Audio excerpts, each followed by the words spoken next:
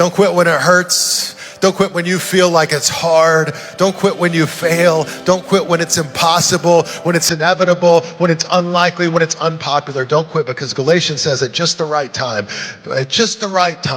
you will receive a harvest of blessing if you don't give up.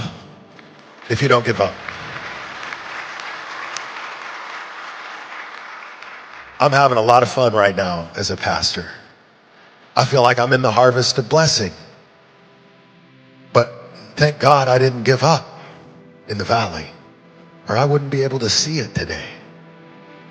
Friends, God has a plan for your life. If you're in the valley right now, I want you to just remember these two words. Just don't quit. Just keep going. That's 90% of the whole game. Just keep going. God will show up. You will enter into the harvest of blessing.